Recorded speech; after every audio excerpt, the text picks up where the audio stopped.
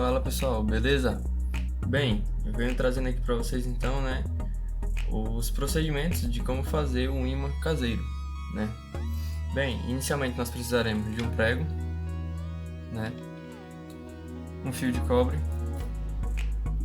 uma pilha dessas mais grossas, e um pano. Inicialmente, teremos que enrolar o fio de cobre no prego, deixando uma pequena ponta do cobre para poder fazer a conexão com a pilha.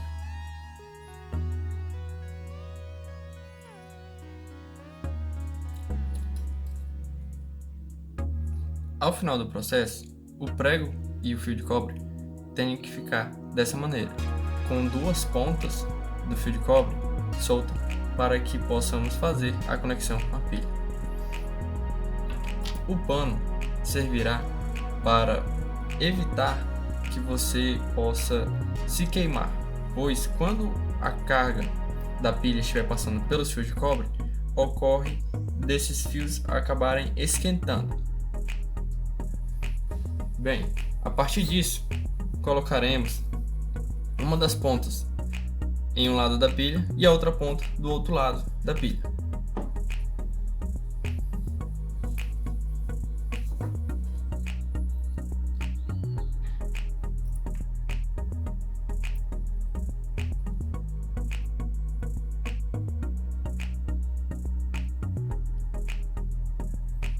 Para testarmos, é só pegarmos, por exemplo, um clipe para poder testarmos se o ímã caseiro está prestando.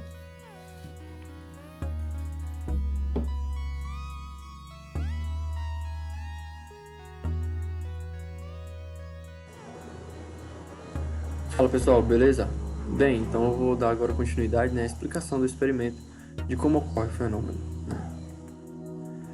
Bem, primeiramente, é válido ressaltar que um cara chamado Hans Christian foi ele quem descobriu essa questão do campo magnético quando havia corrente elétrica.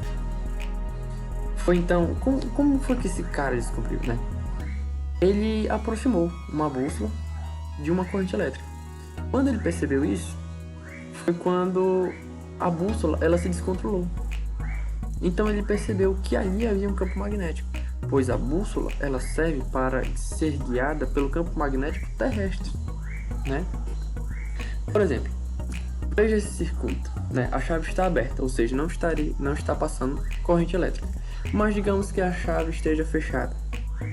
O sentido real da corrente, ela sairia do polo negativo, e entraria no polo positivo, Assim acenderia a luz, o que indica que ali está passando uma corrente elétrica. Se caso você aproxima desse circuito uma bússola, ela ficaria desorientada, justamente por conta desse campo magnético que é promovido quando há essa corrente elétrica, essa passagem de corrente elétrica, Então, explicando de uma maneira melhor, como é que eu faço esse ímã caseiro? Quando eu pego o prego, por exemplo, aqui nesse eletroímã, quando eu pego o prego e envolvo ele com o fio de cobre e ligo as pontas do fio de cobre na pilha, eu estou ligando os polos positivos e o polo negativo, Quando eu faço isso, eu acabo criando um circuito, eu acabo criando uma passagem ali de corrente elétrica. Até então, os elétrons estavam livres, ou seja, eles não tinham um sentido para percorrer, Eles não iriam passar do sentido negativo para o positivo. Quando eu ligo as pontas do cobre na pilha, é que vai começar a ocorrer esse sentido real da corrente. Bem, então, como Hans descobriu, onde há corrente elétrica, há também um campo magnético. E assim a gente acaba transformando o prego em um ímã caseiro, Olha, perceba a semelhança de campos, entre o ímã e o eletroímã. Bem parecido. É isso que ocorre com a Terra. Só que em uma bússola, ela serve justamente para ficar orientando a ponta, né, da seta para o norte e a outra ponta dessa seta para o sul.